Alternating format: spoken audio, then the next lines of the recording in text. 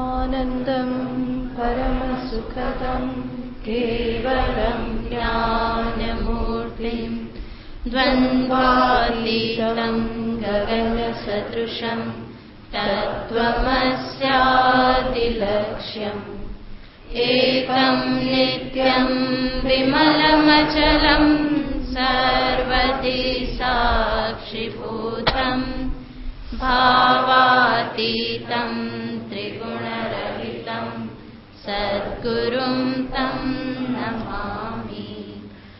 ॐ पार्थाय प्रतिबोधितां भगवता नारायणेन स्वयं व्यासेन ग्रथितां पुराणमुनिना मध्ये महाभारतम् अद्वैतामृतवर्षिणीं भगवतीम् अष्टादशाध्यायिनीम् अम्ब त्वामनुसन्दधामि भगवद्गीते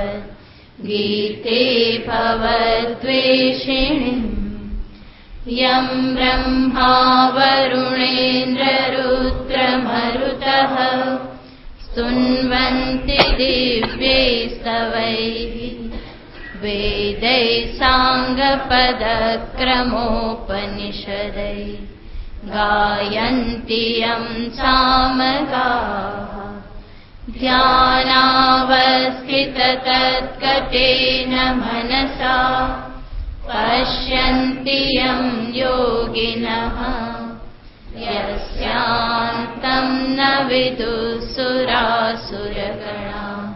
देवाय तस्मै नमः। यस्यान्तं न विदुःसुरासुरगणा देवाय तस्मै नमः।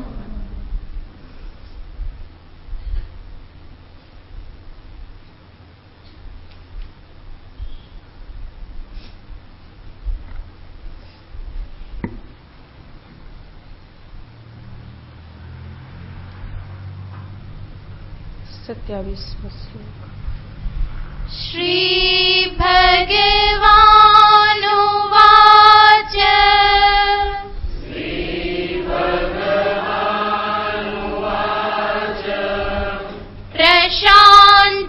प्रशान्तमनसं ह्येनं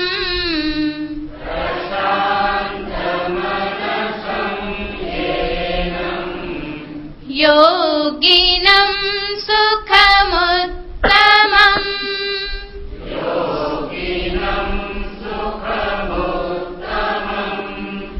उपैति शान्तरजसम्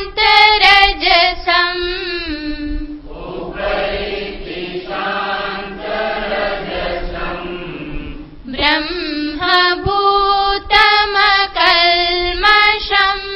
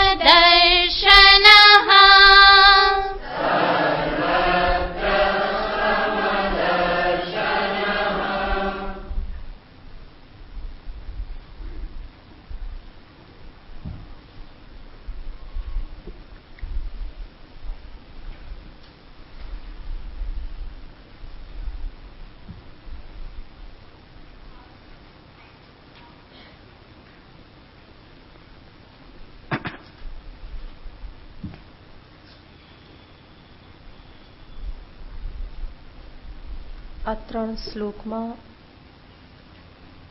ભગવાન શ્યામ સુંદર તત્વમસી મહાવાક્યગત 3 શબ્દ તત્ ત્વમ અસી એ ત્રણેયનો આધાર લઈ આત્મજ્ઞાનના ફળનું નિરૂપણ કરે છે. ઉપનિષદનો સાર છે આ મહાવાક્ય તત્વમ અસી, કે જેમાં જીવ બ્રહ્મ ઐક્યનું પ્રતિપાદન કરવામાં આવ્યું છે. ઉપનિષદના જ સારભૂત શ્રીમદ ભગવદ્ ગીતા, એ ગીતાજીનું તાત્પર્ય પણ આ મહાવાક્યનો જે અર્થ છે એમાં જ રહેલું છે. જીવ બ્રહ્મ ઐક્યનું પ્રતિપાદન કરવામાં ભગવાન કૃષ્ણ ગીતાજીમાં અનેક વખત જ્યારે અહમ કે મામ શબ્દનો પ્રયોગ કરે છે તો એ પોતાના બ્રહ્મ સ્વરૂપને સામે રાખીને કરે છે. હંમેશા એ પાર્થ સારથી કે મુરલી મનોહર તરીકે વાત કરતા નથી, પરંતુ બ્રહ્મનિષ્ઠ એવા આચાર્ય રૂપે પોતાના જ બ્રહ્મ સ્વરૂપને સામે રાખી અહમ કે મામ શબ્દનો અનેક વખત પ્રયોગ કરે છે. અર્જુનને ભગવાન આ આત્મજ્ઞાન પ્રદાન કરવા માટે જ પ્રવૃત્ત થયેલા છે. શરૂઆત જ એમણે આત્મજ્ઞાનથી કરેલી હતી. નત્વેવાહમ જાતુ નાસમ નત્વમ નેમે જનાધિપાહા. દ્વિતીય અધ્યાયમાં સર્વપ્રથમ ઉપદેશનો પ્રારંભ જ્ઞાનથી થયેલો છે. ત્યાર પછી જ્ઞાનના સાધન કર્મયોગ ધર્માચરણ આ બધાને ભગવાને દર્શાવ્યા. તો જે પ્રારંભ થયેલો છે એ જ મુખ્ય તાત્પર્ય છે. જે ઉપક્રમ કરવામાં આવેલો છે એ જ મુખ્ય તાત્પર્ય છે. 6થા અધ્યાયમાં ભગવાને આત્મજ્ઞાનને લગતી જ ઘણી બધી વાતો કરેલી છે. ધ્યાનને લગતી ધ્યાનના વિષયની ઘણી બધી વાતો ભગવાને કરેલી છે. સાધકને ઉપયોગી થાય એવી અનેક વિષયોની ચર્ચા ભગવાન અહીંયા કરી રહેલા છે. તો જે ધ્યાન યોગ કે જ્ઞાન યોગની ભગવાને વાત કરી, આગળ ભગવાને આખી વિધિ દર્શાવી કે કઈ રીતે ધીરે ધીરે મનને સમાહિત કરવું, સમાધિ સુધી કેવી રીતે પહોંચાડવું, સમાધિસ્થ મન એ કેવી અવસ્થા છે, આ બધી ભગવાને વાત કરી. ત્યાર પછી આગળ ભગવાને કહ્યું કે આ ધ્યાન યોગમાં પ્રવેશ કરવા માટે મનને કેવી રીતે ધીમે ધીમે શાંત કરવું. શનૈહિ શનૈહિ ઉપરમેત યતો યતો નિશ્ચરતી, આ બધા શ્લોકો જે છે એ મનને કઈ રીતે સંયમિત કરવું એ દર્શાવનારા શ્લોકો છે. જેણે આ બધો આધાર લઈ પોતાના મનને એકાગ્ર કર્યું અને અંતે પોતાના બ્રહ્મ સ્વરૂપમાં જે સ્થિત થયો એનું દર્શન કેવું હોય, એ સાક્ષાત્કારની સ્થિતિ એટલે શું છે, કેવા પ્રકારનું દર્શન છે, એની સમજદારી કેવી છે, એની દ્રષ્ટિ કેવી છે, જગતને કેવી દ્રષ્ટિથી જુએ છે, પોતાને કઈ દ્રષ્ટિથી જુએ છે, ઈશ્વરનું મૂલ્યાંકન કેવી દ્રષ્ટિથી કરે છે, એ બધું નિરૂપણ ભગવાન આ શ્લોકમાં કરે છે.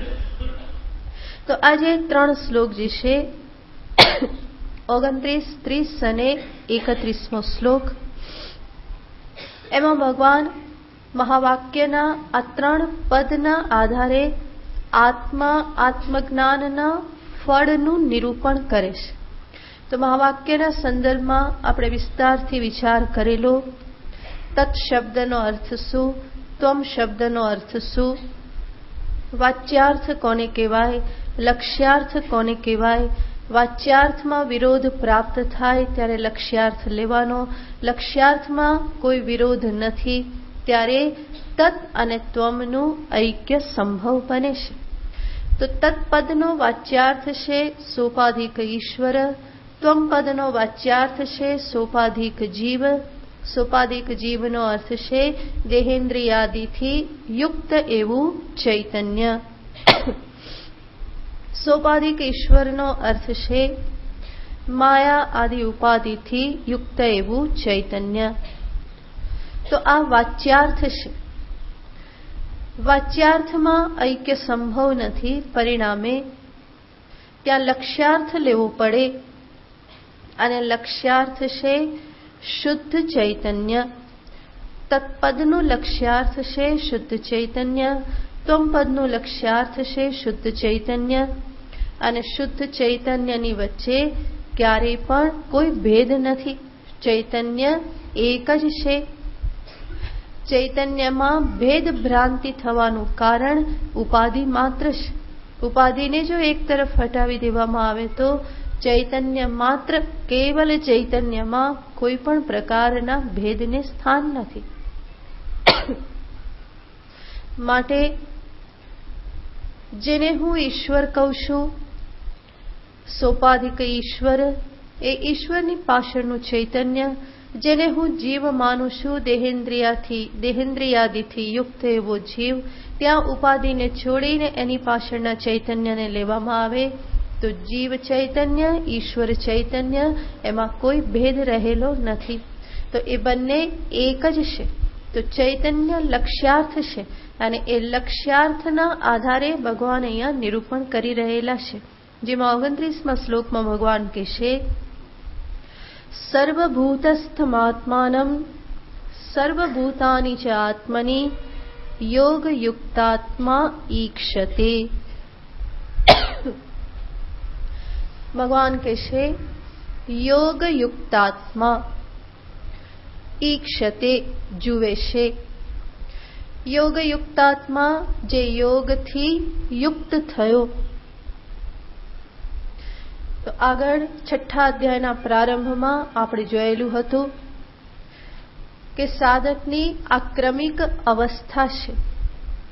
ભગવાનના શબ્દોમાં કહીએ તો આરુરુક્ષુ, આરોહી અને આરૂઢ. યોગ દર્શનના આધારે કહીએ તો એને જ બીજા 3 શબ્દમાં કહેવામાં આવે છે ક્રિયાયોગી, યુંજાન યોગી, યુક્ત યોગી.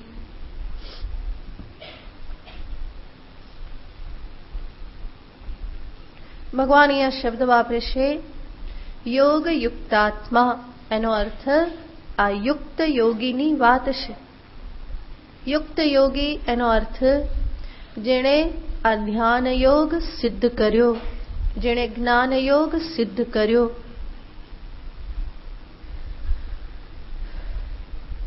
એવા પુરુષને માટે શબ્દ વાપર્યો યોગ યુક્તાત્મા. એ યોગ યુક્તાત્મા ઈક્ષતે, ઈક્ષતે એટલે કે જુએ છે.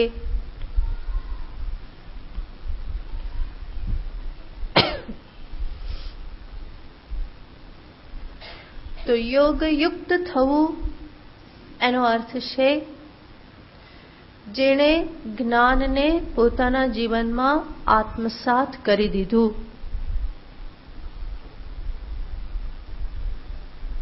સાધકે હંમેશા યાદ રાખવું પડે કે આચાર્ય મહાવાક્યનો ઉપદેશ આપી શકે,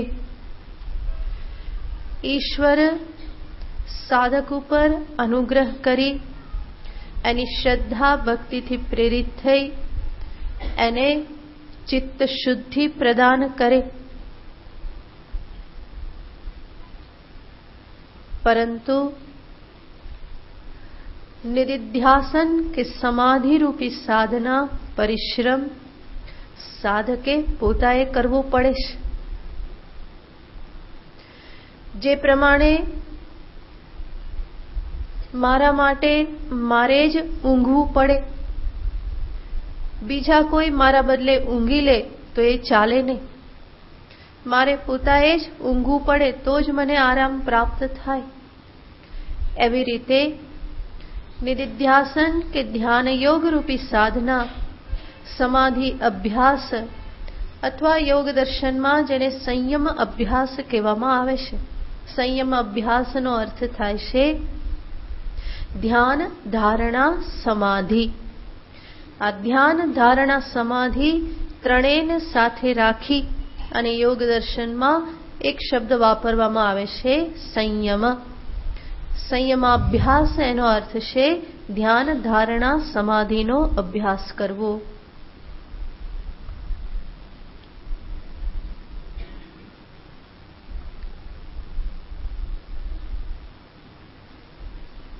તો એ જે સાધના કે આત્મજ્ઞાનનું આત્મસાત થવું એ સંપૂર્ણપણે સાધકની પોતાની સાધના ઉપર આધાર રાખે છે.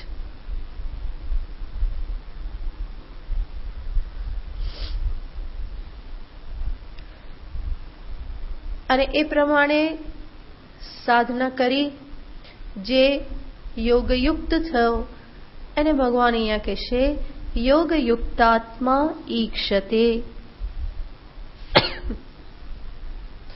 ઈક્ષતે એટલે કે જુએ છે. સાક્ષાત કરોતિ. ઈક્ષતે સાક્ષાત કરોતિ. એ સાક્ષાત કરે છે. સાક્ષાત કરોતિ એનો અર્થ પ્રત્યક્ષ દર્શન, સાક્ષાત્કાર.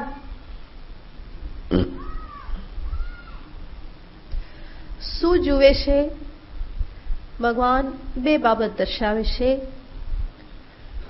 સર્વપ્રથમ કે છે સર્વભૂતસ્થમ આત્માનમ ઈક્ષતે. સર્વભૂતોમાં સ્થિત આત્માને જુએ છે.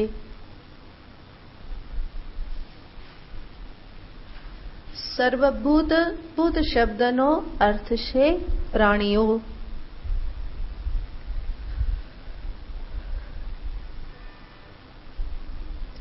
અને ભૂત એટલા માટે કહેવામાં આવે છે કે દરેક પ્રાણી કે જે શરીરધારી, પ્રાણન ક્રિયા કરનાર કે જે શરીરધારી છે એ શરીર પંચમહાભૂતમાંથી જ બનેલું છે. આકાશ, વાયુ, અગ્નિ, પાણી, પૃથ્વી આ પંચભૂત જે છે એમાંથી જ આ શરીર બને છે.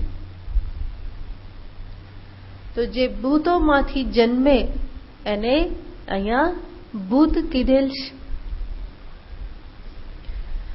બીજી દ્રષ્ટિએ જોઈએ તો આ જે કંઈ પણ છે એ કાળની દ્રષ્ટિએ બીજી જ ક્ષણે કેવું થઈ જાય છે?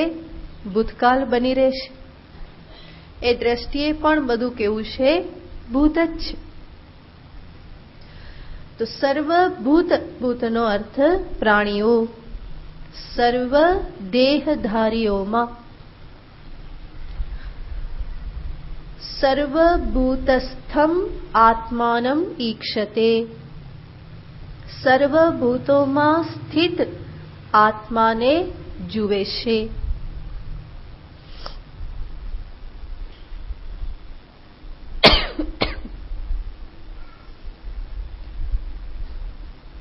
આત્માને જુએ છે એટલે કે પોતાને જુએ છે.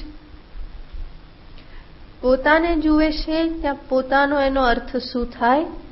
શરીરાદિ રૂપે નહીં, પરંતુ અહમ કે જે ચૈતન્ય સ્વરૂપ છે. અહમ શબ્દ, ત્વમ શબ્દનો જે લક્ષ્યાર્થ ચૈતન્ય, એ ચૈતન્ય સ્વરૂપ આત્માને જ જે સર્વભૂતોમાં સ્થિત જુએ છે. છેલ્લે આપણે વિચાર કરેલો હતો કે આત્મા કે જે ચૈતન્ય, એના માટે બધા કયો શબ્દ વાપરે છે? જોરથી બોલો. હું. બરાબર. અહીંયા જે ચૈતન્ય છે એને કયા શબ્દથી કહેવામાં આવે છે? હું. ત્યાં જે છે એને હું. ત્રીજી જગ્યાએ હું. તો આત્માના કેટલા નામ થયા? એક જ ને. માટે એ સ્વરૂપથી પણ કેટલા? એક જ.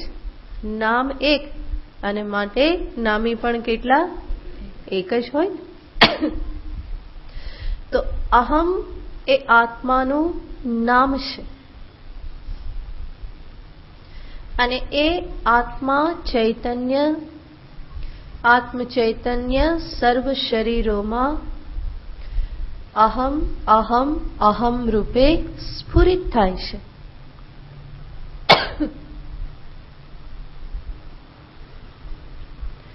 એ અહમ જ્યારે કોઈ ઉપાધિને સાથે રાખી અને સ્ફુરિત થાય તો એને જ આપણે અહંકાર કહીએ. અને સર્વ ઉપાધિથી વિનિર્મુક્ત થયા જ્યારે એ સ્ફુરિત થાય તો એ જ કોણ છે? આત્મ ચૈતન્ય.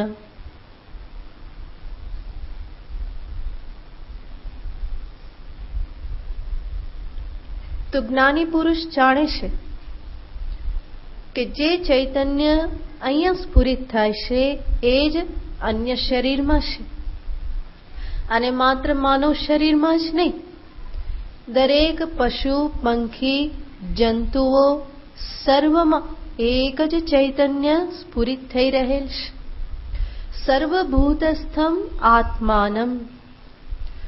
જે હું અહીંયા છું એ જ હું ત્યાં છું.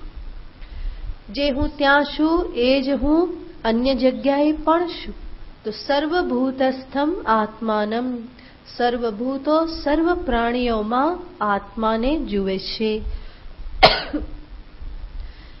એનાથી આગળ ભગવાન કહેશે કે એટલું જ નહીં,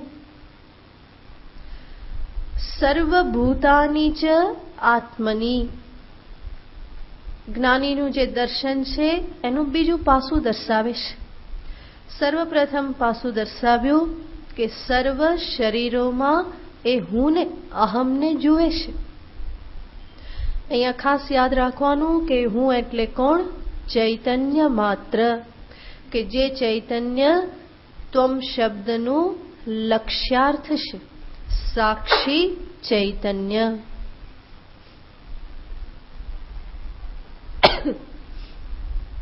એક શરીરમાં ઉપલબ્ધ એને સાક્ષી રૂપે કહેવામાં આવે. સાક્ષી ચૈતન્ય કે જે સાક્ષી ચૈતન્ય સ્વરૂપથી અસંગ છે, કૂટસ્થ છે, નિર્ગુણ છે, નિરાકાર છે,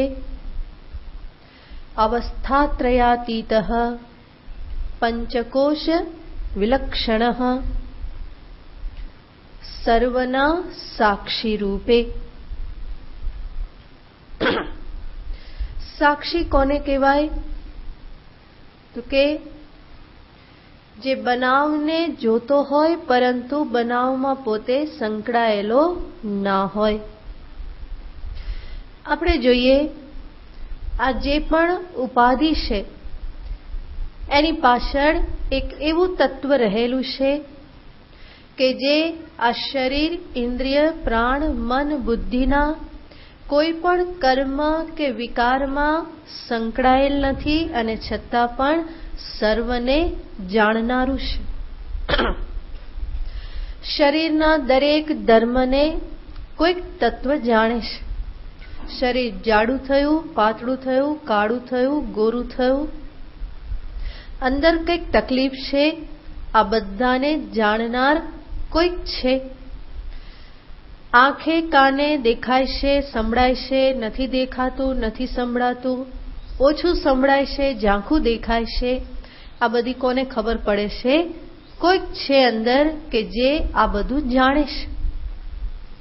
અને આંખે ન દેખાતું હોવા છતાં પણ જે સ્વયં અંધ થતું નથી.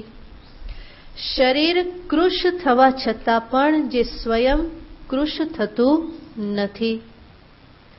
મનની ચંચળતાને જે જાણે છે, એટલા માટે જ આપણે કહીએ છીએ મારું મન બહુ ચંચળ છે, વિક્ષિપ્ત છે, અત્યારે કંઈ ઠેકાણું નથી. એનો અર્થ જેનું ઠેકાણું નથી, જે ચંચળ છે, એને જાણનાર કોઈ તત્વ એનાથી વિલક્ષણ છે. જે સ્વયં ચંચળ નથી, જે સ્વયં વિક્ષિપ્ત નથી. બુદ્ધિના જ્ઞાનને, તેજસ્વીતાને, મૂર્ખામીને, અજ્ઞાનને જાણનાર કોઈ છે, જે સમજે છે, જાણે છે કે બુદ્ધિમાં કંઈ ઉતર્યું નહીં, આજે બધું સમજાઈ ગયું. તો બુદ્ધિમાં સમજાય એનાથી એ જ્ઞાની નથી થઈ જતું, અને બુદ્ધિમાં સમજાયું નહીં એનાથી એ ઠોટ નથી થઈ જતું કે અજ્ઞાની નથી રહી જતું. એવું એક તત્વ આ ઉપાધિની પાછળ રહેલું છે, જેના કારણે શરીર આવાગમન કરે છે, જેના હોવાના કારણે ઇન્દ્રિયો વિષયોનું ભાન કરાવે છે, જેની ઉપસ્થિતિના કારણે જ મનમાં અનેક પ્રકારના સંકલ્પ વિકલ્પો ઉત્પન્ન થાય છે, જેના કારણે પ્રાણન ક્રિયા ચાલી રહી છે, જેના કારણે બુદ્ધિના જ્ઞાન અને અજ્ઞાનનું ભાન થઈ રહેલું છે, બુદ્ધિમાં નિત નવીન વિચારો ઉત્પન્ન થઈ રહેલા છે. એ જે તત્વ જે છે એને જ શાસ્ત્ર કહેશે સાક્ષી ચૈતન્ય. તો ચૈતન્ય જે છે આત્મ સ્વરૂપ એ સાક્ષી રૂપ છે. સાક્ષી રૂપ એને એટલા માટે કહેવામાં આવે છે કે જે શબ્દથી સૂચિત થાય છે કે સ્વયં આ સર્વમાં સંકળાયેલ નથી, અને છતાં પણ એની જાણ બહાર કંઈ જ થતું નથી.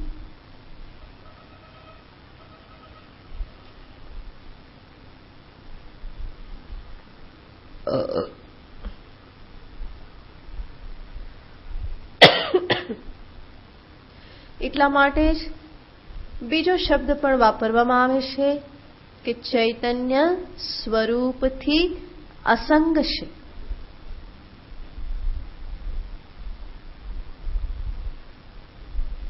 શરીર ઇન્દ્રિયાદિના કોઈ પણ ધર્મના પરિણામે, વિકારના પરિણામે આત્મ ચૈતન્યમાં કોઈ વિકાર પ્રાપ્ત થતો નથી. તો કૂટસ્થ અસંગ સાક્ષી ચૈતન્ય.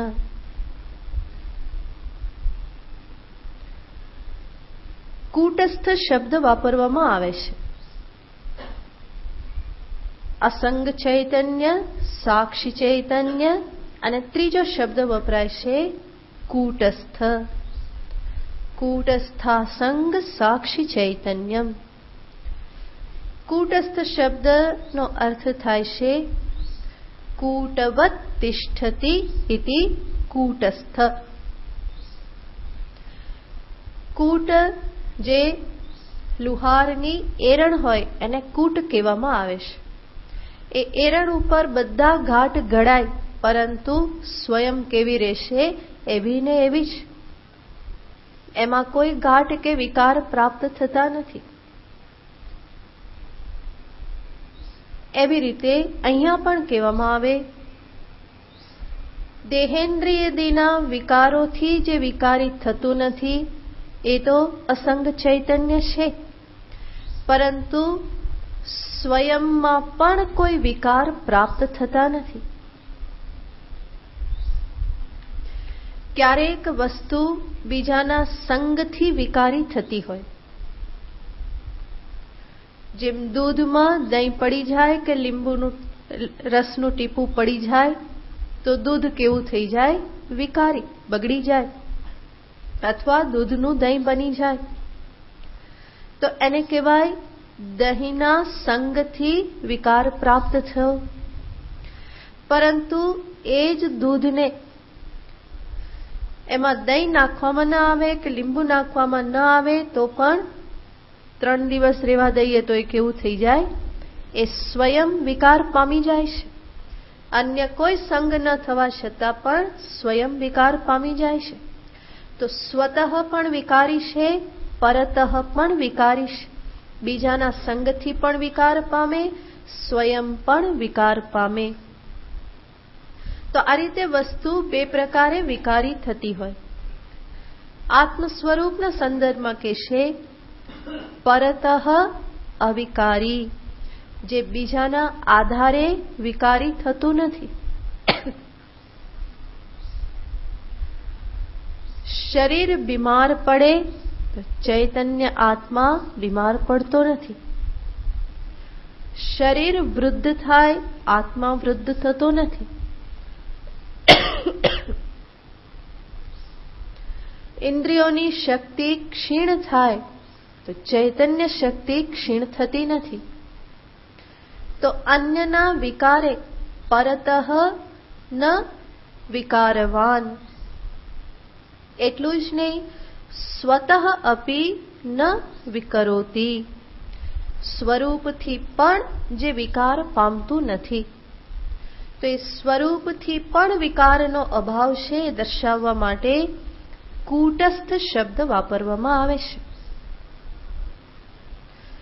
તો જ્યારે કહેવામાં આવે ત્વમ પદનો લક્ષ્યાર્થ શું, તો શુદ્ધ શાસ્ત્રીય ભાષામાં આ કહેવામાં આવે કૂટસ્થ અસંગ સાક્ષી ચૈતન્યમ ત્વમ પદ લક્ષ્યાર્થમ.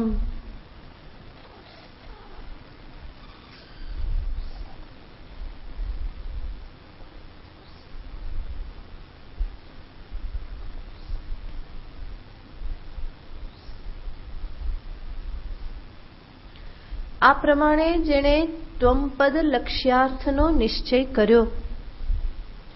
અને આ નિશ્ચય કેવી રીતે થાય? નિત્ય નિરંતર દૃગ્દૃશ્ય વિવેક કરતા રહેવાથી, અવસ્થાત્રય વિવેક કરતા રહેવાથી, પંચકોશ વિવેક કરતા રહેવાથી, આત્મ અનાત્મ વિવેક કરતા રહેવાથી, આ બધી ત્વમપદ લક્ષ્યાર્થ નિશ્ચય કરવા માટેની શાસ્ત્રીય પ્રક્રિયાઓ છે. આ રીતની પ્રક્રિયાનો આધાર લઈ અને જેણે પોતાના આત્મ સ્વરૂપના સંદર્ભમાં નિશ્ચય કર્યો એ અંતે શું સમજે છે? હું ક્યાં રહેલો છું? સર્વ શરીરોમાં હું જ રહેલો છું. કૂટસ્થ અસંગ સાક્ષી ચૈતન્ય રૂપ એવો હું કે જે આ શરીરમાં સ્ફુરિત થાય છે. અન્ય શરીરમાં પણ અહમ રૂપે ચૈતન્ય સ્ફુરિત થાય છે અને ત્યાં પણ ચૈતન્ય કયા સ્વરૂપે છે? કૂટસ્થ અસંગ સાક્ષી સ્વરૂપે. ત્રીજા શરીરમાં પણ કૂટસ્થ અસંગ સાક્ષી સ્વરૂપે. ગાયના શરીરમાં પણ કૂટસ્થ અસંગ સાક્ષી સ્વરૂપે. એવી રીતે કબૂતરના શરીરમાં પણ કૂટસ્થ અસંગ સાક્ષી સ્વરૂપે. મકોડાના શરીરમાં પણ કૂટસ્થ અસંગ સાક્ષી સ્વરૂપે. દરેકના શરીરમાં, દરેક ભૂતોમાં ચૈતન્ય કયા સ્વરૂપે રહેલ છે? કૂટસ્થ અસંગ સાક્ષી ચૈતન્ય. તો સર્વભૂતસ્થમ આત્માનમ ઈક્ષતે. આત્મજ્ઞાન જ્યારે સ્પષ્ટ થાય ત્યારે પ્રથમ દર્શન શું? સર્વમાં હું જ રહેલો છું. અને એ જ દર્શન આગળ જતા વધારે સ્પષ્ટ થાય ત્યારે શું દર્શન થવા લાગે? સર્વભૂતસ્થમાત્માનમ. બીજું છે સર્વભૂતાની ચ આત્મની. તો પ્રારંભિક અવસ્થા કે જ્યાં હજુ ત્વમપદ લક્ષ્યાર્થનો નિશ્ચય થયેલો છે, એ જ ત્વમપદ લક્ષ્યાર્થ કૂટસ્થ અસંગ સાક્ષી ચૈતન્યને જ્યારે એ સર્વવ્યાપક બ્રહ્મ સ્વરૂપે જ્યારે જોતો થાય તો એ દર્શન શું કરશે? સર્વભૂતાની ચ આત્મની. સર્વભૂતોમાં હું રહેલો છું એવું નહીં, બલ્કિ સર્વભૂતો ક્યાં રહેલા છે? મારામાં જ રહેલા છે.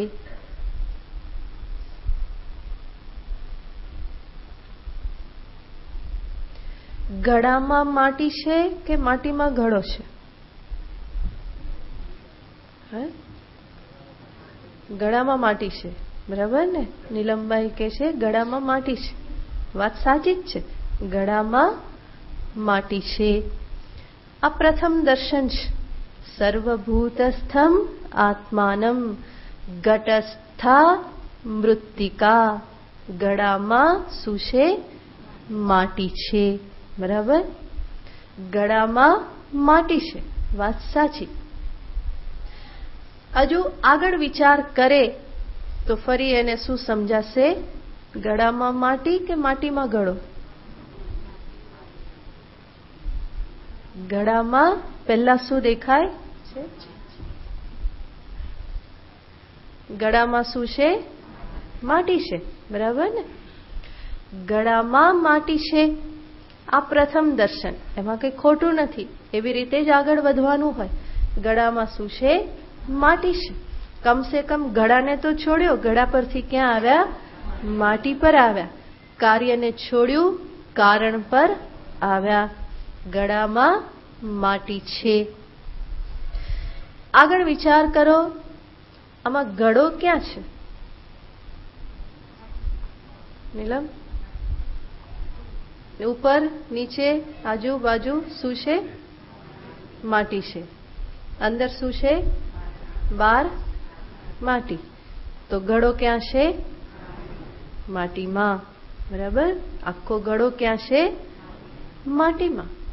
તો પહેલા ગળામાં માટી, સર્વભૂતસ્થમ આત્માનમ, અને પછી સર્વભૂતાની ચ આત્મની. ગળો શેમાં છે? માટીમાં છે.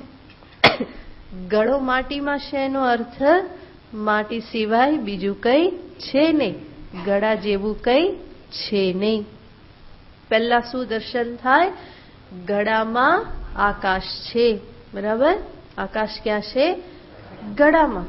અને પછી બીજું દર્શન શું હોય? ગળો ક્યાં છે? આકાશમાં. પહેલા આકાશ ગળામાં છે. ઘટાકાશ ક્યાં છે? ગળામાં. ઘટાકાશ ગળામાં. સાક્ષી ચૈતન્ય આ દેહમાં, બરાબર ને? સાક્ષી ચૈતન્ય આ દેહમાં છે. ચૈતન્ય આત્મા આ ઘટરૂપી દેહમાં છે, જેવી રીતે આ ઘટમાં આકાશ છે. પણ પછી વિચાર કરીએ તો શું સમજમાં આવે? અંદર આકાશ, બહાર આકાશ, નીચે આકાશ, ઉપર આ બાજુ બોલતા થો આકાશ, બરાબર? ઉત્તરમાં દક્ષિણ, પૂર્વ, પશ્ચિમ, બધે શું છે? આકાશ. ગળો ક્યાં છે? પહેલા આકાશ ક્યાં હતું? ગળામાં. જ્યાં આ ઘટની દિવાલ છે ત્યાં શું છે? ત્યાં તો આકાશ નહીં હોય ને? છે, બરાબર? તો આકાશ ક્યાં છે? સર્વત્ર છે. આકાશમાં ગળો છે. ઘટરૂપી દેહમાં પહેલા શું છે? સાક્ષી ચૈતન્ય. પછી વિચાર કરો કે એ ચૈતન્ય જે આપણે કહીએ છીએ ઘટરૂપી દેહમાં, તો ઘટરૂપી દેહમાં આત્મા ક્યાં હશે? હૃદયાકાશમાં. ક્યાં હશે? હૃદયાકાશમાં. હૃદયાકાશમાં જ આત્મા હોય તો આંગળી હાથ હલવા જોઈએ નહીં. આ હલે છે શું બતાવે છે? ત્યાં પણ શું છે? ચૈતન્ય છે. એનો અર્થ સાક્ષી ચૈતન્ય દેહમાં ક્યાં છે? સર્વત્ર છે. સર્વત્ર છે એટલે ક્યાં સુધી? દેહની જે દિવાલ હું માનું છું ત્યાં સુધી તો છે જ, પાક્કું જ. એમાં તો કોઈ શંકા નહીં. બધી તકલીફ ક્યાં શરૂ થાય છે? બહાર. એ અંદર બહારના ભેદ જ તકલીફ કરે છે. તો શરીરમાં સર્વત્ર અણુએ અણુમાં શું વ્યાપ્ત છે? ચૈતન્ય વ્યાપ્ત છે. હૃદયાકાશમાં જ હોય તો આંગળીને કંઈ ગરમ લાગે નહીં, કંઈ ઠંડુ લાગે નહીં, પણ ત્યાં જ્ઞાન છે. શું બતાવે છે? ચૈતન્ય છે. અહીંયા જ વિચાર કરવાનો રહેશે કે જે ચૈતન્યને હું શરીરમાં માનું છું, સાક્ષી ચૈતન્ય, શું ખરેખર આ દેહની દિવાલ એ એની સીમા બની શકે ખરું? ચૈતન્ય ક્યાં છે? ચામડી સુધી, બરાબર? આ દિવાલ સુધી. જો અહીંયા સુધી હોય તો હાથ આમ જાય તો અહીંયા હોવું જોઈએ કે નહીં? હે, અહીંયા હાલે છે, એનો અર્થ શું? ત્યાં પણ શું છે? એની આગળ પણ હોવું જોઈએ, એની આગળ પણ હોવું જોઈએ. ચૈતન્યને માટે કોઈ પણ પ્રકારની સીમા બાંધવી સંભવ નથી.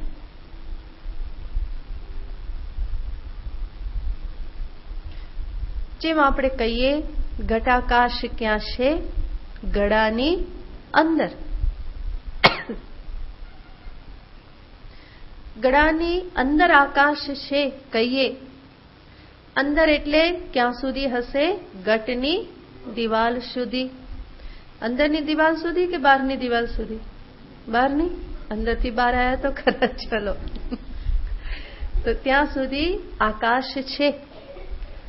એનાથી આગળ નથી એ કહેવા માટે કોઈ કારણ છે? એનાથી આગળ પણ શું છે? આકાશ છે.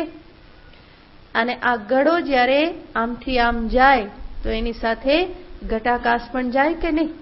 નીલમ, જાય ને સાથે સાથે? ના જાય?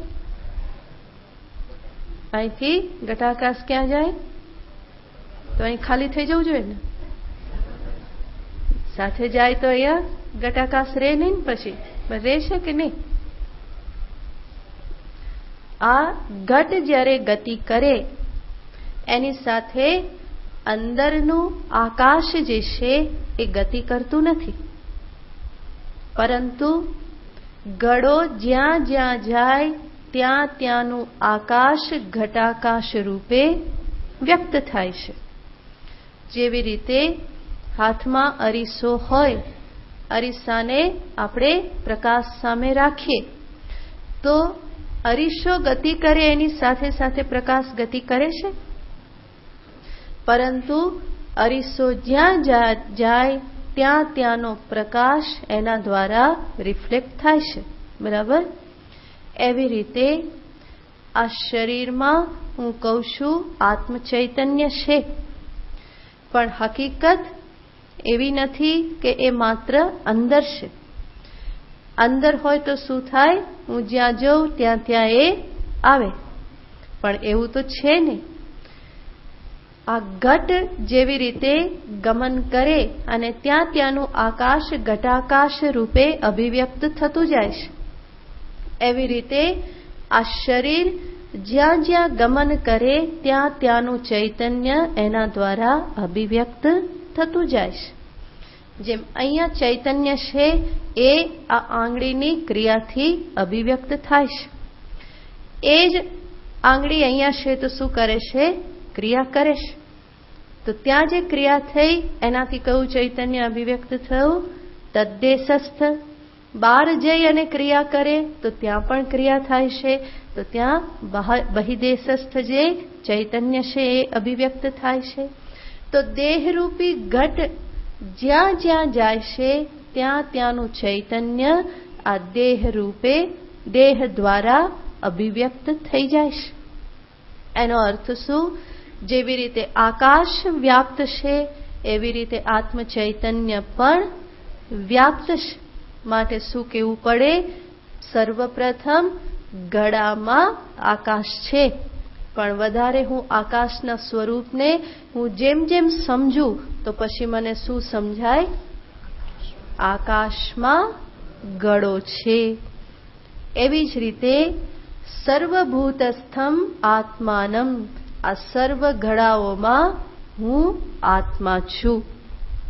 પછી શું સમજાય? સર્વભૂતાની ચ આત્મની. આ બધા ગળાઓ શેનામાં છે?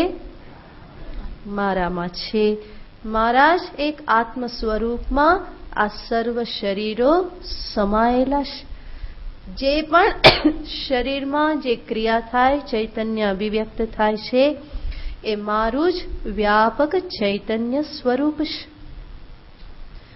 એટલા માટે જ્ઞાની કે મય્યેવ સકલમ જાતમ મયि સર્વં પ્રતિષ્ઠિતં મયि સર્વં લયં યાતિ તસ્માત બ્રહ્મ અદ્વયમ અસ્મિ. માટે હું કોણ છું? અદ્વય બ્રહ્મ છું. મારામાંથી જ આ બધું ઉત્પન્ન થાય છે, મારામાં જ સ્થિત રહેશ, મારામાં જ બધું લય પામી જાય છે. જેવી રીતે જલ કે આ બધા જ મોજા ફીણ તરંગો બધું શેમાંથી ઉત્પન્ન થાય છે? મારામાંથી ઉત્પન્ન થાય છે, મારામાં સ્થિત રહેશ. ફરી પાછું બધું ક્યાં વિલીન થઈ જાય છે? મારામાં જ વિલીન થઈ જાય છે. પહેલા આપણને એવું લાગે કે આ તરંગમાં શું છે? જલ છે. પણ આગળ વિચાર કરીએ તો પછી શું સમજાય? જલમાં તરંગ છે. આ પરપોટામાં પાણી છે. પણ હકીકત શું છે? પરપોટો પાણીમાં છે. તો એને અહીંયા ભગવાન કહેશે કે જેને યથાર્થ દર્શન થયું, એ દર્શન, યથાર્થ દર્શનનો અર્થ શું? સર્વભૂતસ્થમાત્માનમ, સર્વભૂતોમાં આત્મ સ્વરૂપને જાણે અને પછી સર્વભૂતાની ચ આત્મની, સર્વભૂતોને આત્મામાં સ્થિત જાણે.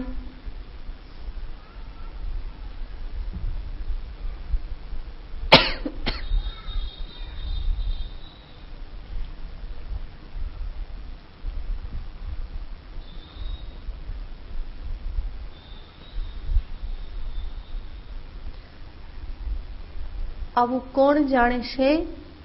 યોગ યુક્તાત્મા ઈક્ષતે.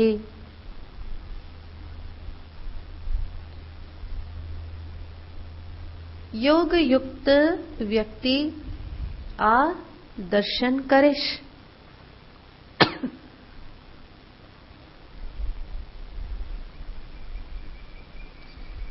આપણે હંમેશા યાદ રાખવું જોઈએ કે આ માત્ર કોઈ બૌદ્ધિક કસરત નથી, એ કોઈ માત્ર લોજિક નથી, પરંતુ આ જ પરમ સત્ય છે.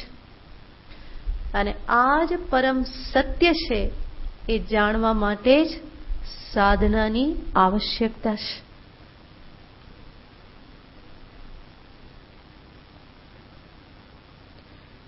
એટલે જ આત્મદર્શન કે આત્મજ્ઞાન એ કોઈ બૌદ્ધિક કસરત કે માત્ર બુદ્ધિના સ્તર પર રહેલું જ્ઞાન માત્ર એવું નથી, પરંતુ એ જીવનનું પરમ સત્ય છે. એ સાક્ષાત દર્શન એટલે તો સાક્ષાત્કાર કહેવામાં આવે છે.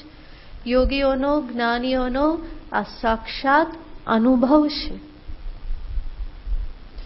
બધું જ ભગવાન છે એ કદાચ ભક્તની ભાવના હોઈ શકે, પરંતુ બધું જ બ્રહ્મ છે એ જ્ઞાની પુરુષની ભાવના નથી, બલ્કિ એ સ્પષ્ટ સમજ છે, સ્પષ્ટ રૂપે એ સત્યનું દર્શન થયેલું છે.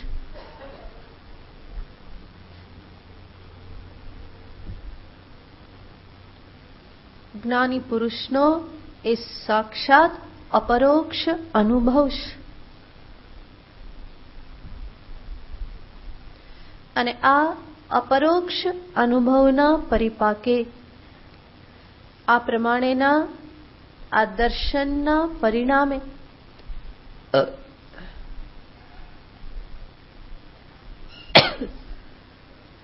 આત્મદર્શનના પરિણામે એ શું પામે છે?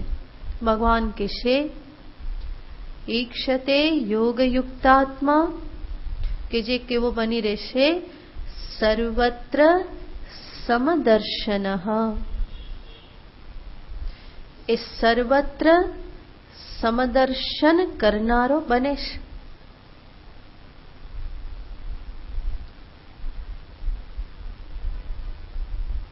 સમદર્શનનો અર્થ છે એક રૂપે દર્શન, સમાન રૂપે દર્શન.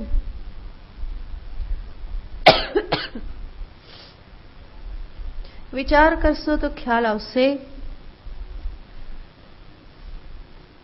જ્યારે ઉપાધિને, નામરૂપને સામે રાખવામાં આવે તો જ ભેદ બુદ્ધિ બને.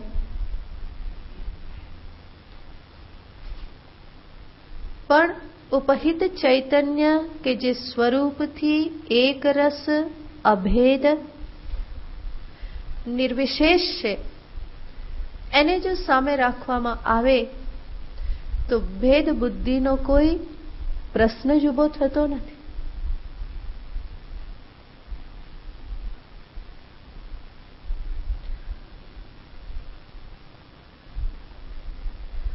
અને ઉપાધિને મહત્વ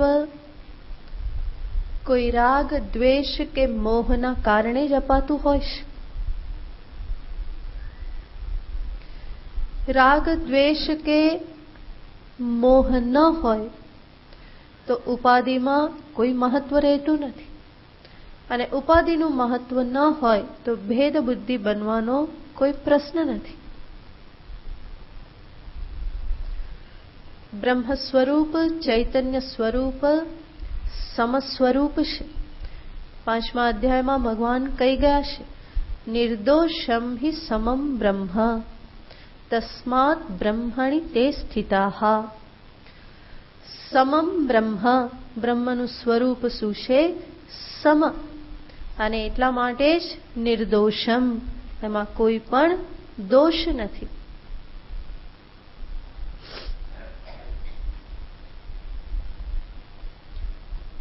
જેમ દ્રષ્ટાંતથી જોઈએ તો જ્યારે ઉપાધિ ઉપર દ્રષ્ટિ હોય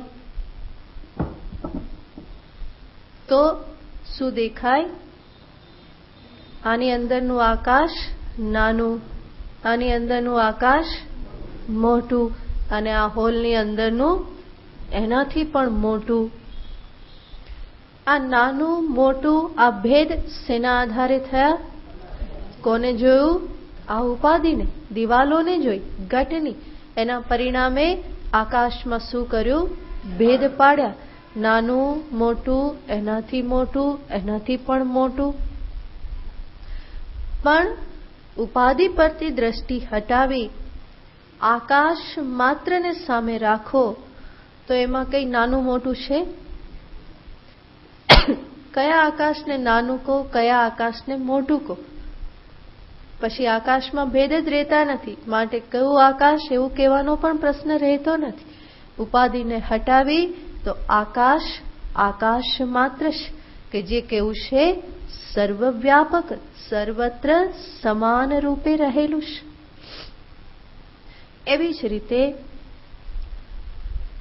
દેહાદિ ઉપાધિમાં રાગ દ્વેષ મોહ કરવામાં આવે, ઉપાધિ માત્ર ઉપર દ્રષ્ટિ રાખવામાં આવે તો અનેક પ્રકારે ભેદ કરવા માટેના બાના મળી રહે.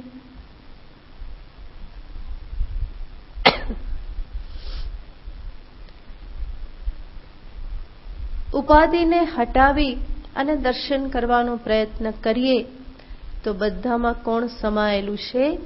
એક જ આત્માનમ ઈક્ષતે. અને પોતાને પોતાના માટે રાગ દ્વેષ કે મોહ હોય એવું બને? પોતાના શરીર માટે રાગ હોય એ અલગ વાત છે, પણ અહમ જે શુદ્ધ ચૈતન્ય એના માટે રાગ હોય? કોણ રાગ કરે એના માટે? તો જે શુદ્ધ ચૈતન્ય અસંગ ચૈતન્ય, ત્યાં રાગ દ્વેષ કે મોહનો અભાવ છે. એને જ્યારે સામે રાખવામાં આવે તો કોઈ ભેદ ત્યાં ટકે નહીં.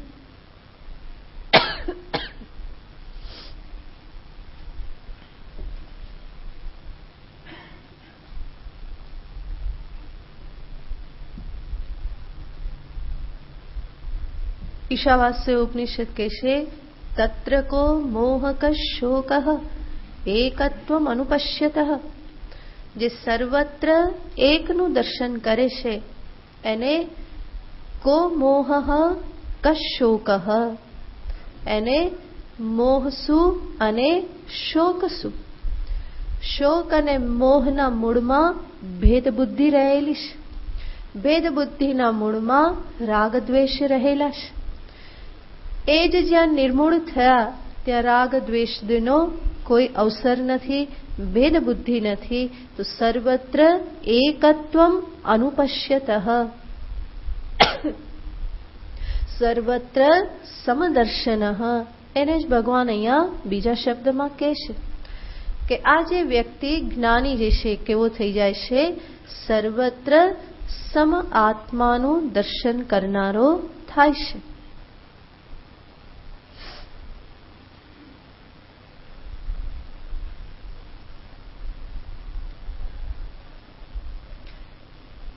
બીજી દ્રષ્ટિમાં કહીએ તો સર્વત્ર બ્રહ્મ દર્શન કરનારો થાય છે, નિર્મલ દર્શન કરનારો થાય છે. એનો અર્થ હવે પછી જગતનું દર્શન એના માટે સમસ્યારૂપ રહેતું નથી. હવે પછી પોતાના દેહનું દર્શન એના માટે કોઈ સમસ્યા કરનારું નથી બનતું.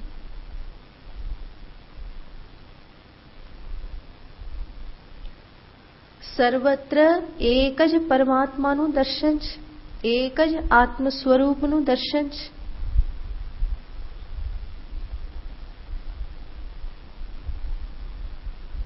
સંપૂર્ણમ જગદેવ નંદનવનમ સર્વેપી કલ્પદ્રુમાઃ. જ્ઞાનીને માટે જગત કેવું બની રહેશે? નંદનવન.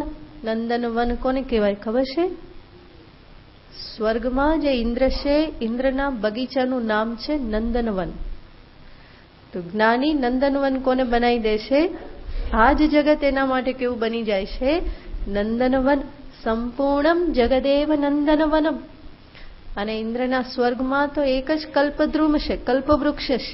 જ્ઞાનીને માટે સર્વે કલ્પદ્રુમાઃ. આ પૃથ્વી ઉપર જેટલા પણ વૃક્ષો છે એના માટે કેવા છે? કલ્પવૃક્ષ છે. કોઈને કઈ ઈચ્છા હોય તો કલ્પવૃક્ષની જરૂર પડે ને. અહીં તો કોઈ ઈચ્છા જ નથી, કઈ જોઈતું જ નથી, અને માટે કોઈ હોય કે બધા હોય કઈ ફેર પડતો નથી. તો આ રીતે આજે જ્ઞાન જે છે એ આવી પરમ કલ્યાણકારી દ્રષ્ટિ પ્રદાન કરનારું છે. અને આવી આ નિર્મળ દ્રષ્ટિમાં જ જીવનની સર્વ સમસ્યાઓનું સમાધાન રહેલું છે. મોક્ષ કે આત્મદર્શન એ કોઈ મર્યા પછી પ્રાપ્ત કરવાની વસ્તુ નથી. મર્યા પછી જરૂર પ્રાપ્ત થવાનું છે. જન્મ મૃત્યુના ચક્રમાંથી એ મુક્ત થવાનું છે. પરંતુ આ જે દર્શન જે છે, જે ઘડીએ દર્શન મને પ્રાપ્ત થાય એ જ ઘડીએ એ મને આ સર્વ સમસ્યા, સર્વ પરાધીનતા, સર્વ દુઃખમાંથી મુક્ત કરી દેશે.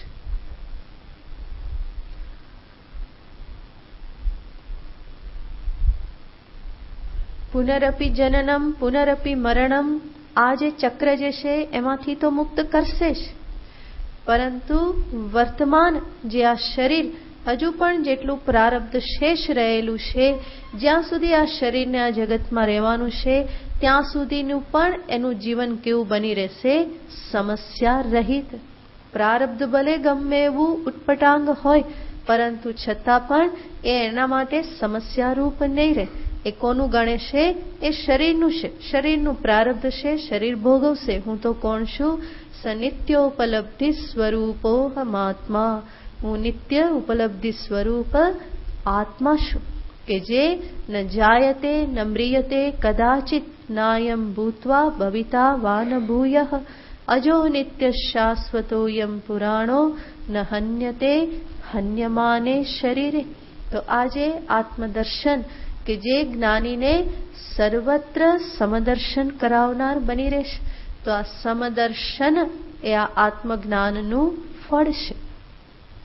તત્પદ લક્ષ્યાર્થને સામે રાખી અને ભગવાને આ ફળનું નિરૂપણ કર્યું.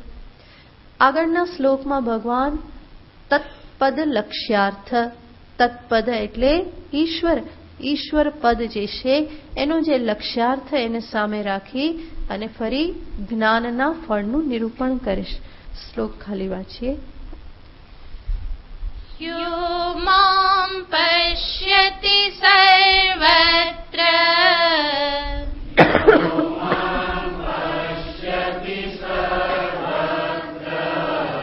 सर्वं च मयि पश्यति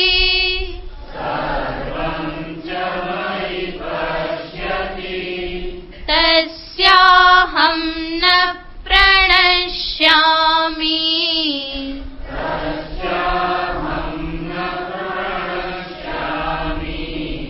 स च मे न प्रणश्यति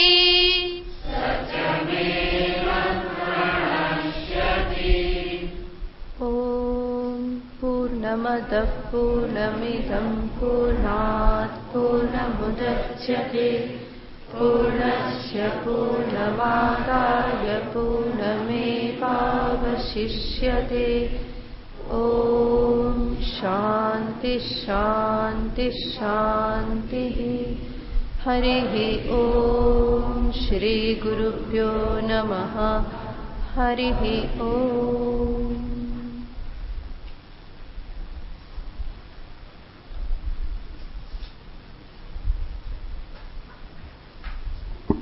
पाना नंबर 178 पाना नंबर 178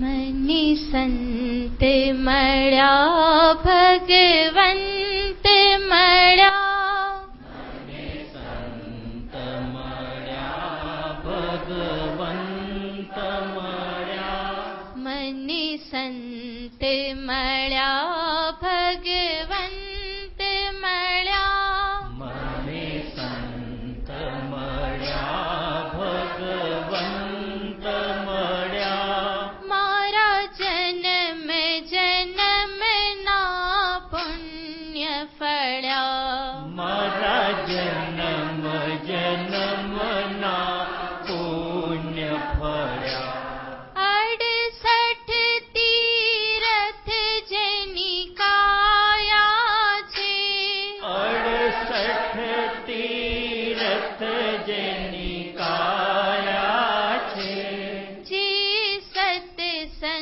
सत्संगीओनी छाया छे जे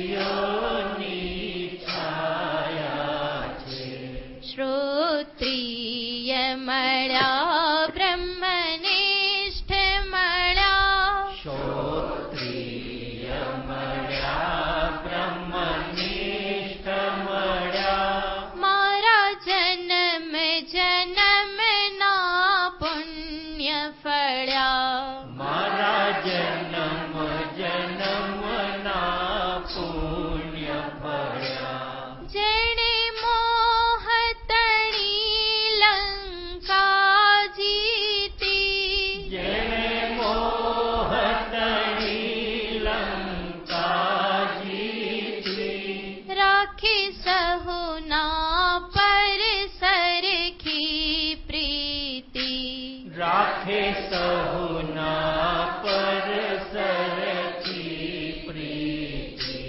निर्मानी मळ्या निर्मोही मळ्या निर्मानी मळ्या निर्मोही मळ्या मारा जन्म जन्म ना पुण्य फळ्या मारा जन्म जन्म ना पुण्य फळ्या मनी संत मळ्या भगवंत मळ्या मनी संत मळ्या भगवंत मळ्या मारा जन्म जन्म ना पुण्य फळ्या मारा जन्म जन्म ना पुण्य फळ्या सत्संग विना क्याय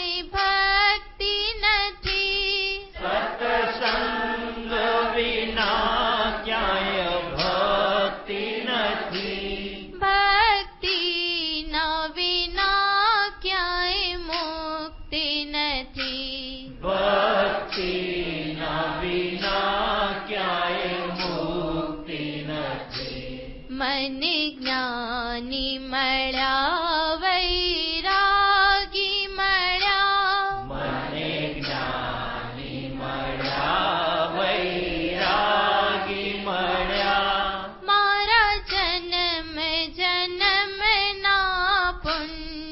ફળ્યા.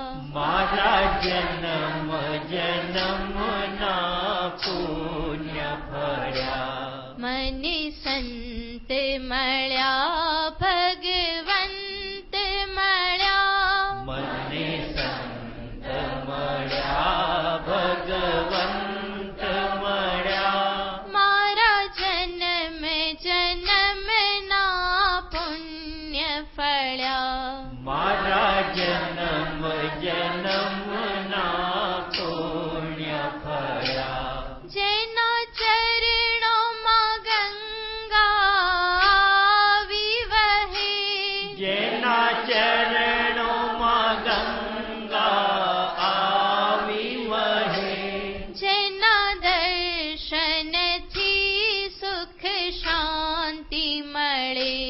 જેના દર્શનથી સુખ શાંતિ મળે. મહારાજ મળ્યા, યોગીરાજ મળ્યા. મહારાજ મળ્યા, યોગીરાજ મળ્યા. મારા જન્મ જન્મના પુણ્ય ફળ્યા. મારા જન્મ જન્મના પુણ્ય ફળ્યા. મને સંત મળ્યા, ભગવંત મળ્યા. મને સંત મળ્યા, ભગવંત મળ્યા. મારા જન્મ જન્મના પુણ્ય ફળ્યા. મારા જન્મ જન્મના પુણ્ય ફળ્યા. શ્રોત્રિય મળ્યા, બ્રહ્મનિષ્ઠ મળ્યા. શ્રોત્રિય મળ્યા, બ્રહ્મનિષ્ઠ મળ્યા. મારા જન્મ જન્મના પુણ્ય ફળ્યા. મારા જન્મ જન્મના પુણ્ય ફળ્યા. નિર્માની મળ્યા, નિર્મોહી મળ્યા. નિર્માલી મળ્યા, નિર્મોહી મળ્યા. મારા જન્મ જન્મના પુણ્ય ફળ્યા. મારા જન્મ જન્મના પુણ્ય ફળ્યા. મને જ્ઞાની મળ્યા, વૈરાગી મળ્યા. મને જ્ઞાની મળ્યા, વૈરાગી મળ્યા. મારા જન્મ જન્મના પુણ્ય ફળ્યા. મારા જન્મ જન્મના પુણ્ય ફળ્યા. મહારાજ મળ્યા, યોગીરાજ મળ્યા. મહારાજ મળ્યા, યોગીરાજ મળ્યા. મારા જન્મ જન્મના પુણ્ય ફળ્યા. મારા જન્મ જન્મના પુણ્ય ફળ્યા. મારા જન્મ જન્મના પુણ્ય ફળ્યા. મારા જન્મ જન્મના પુણ્ય ફળ્યા.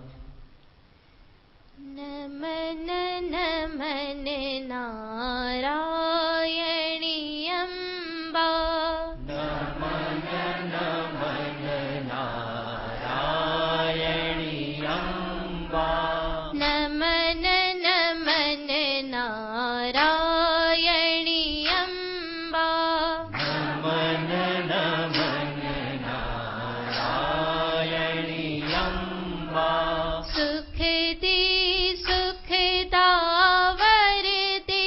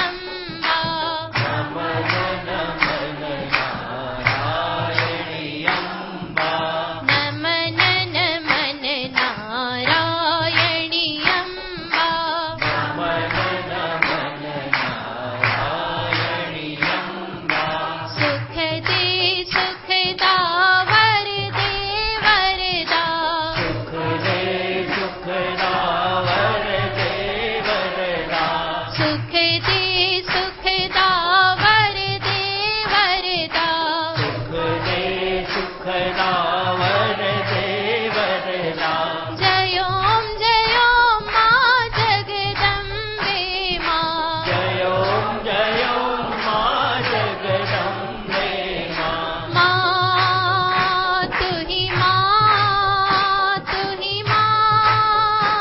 अम्बा मां तू ही मां अम्बा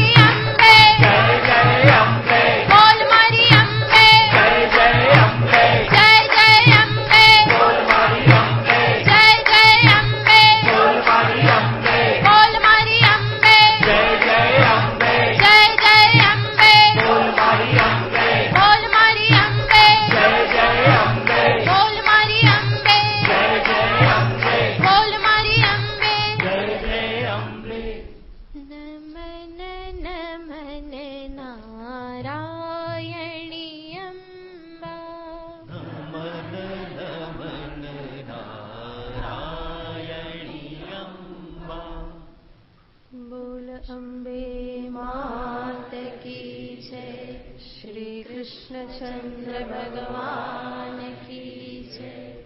राजा रामचंद्र भगवान की जय। श्री कृपानिधि महादेव की जय।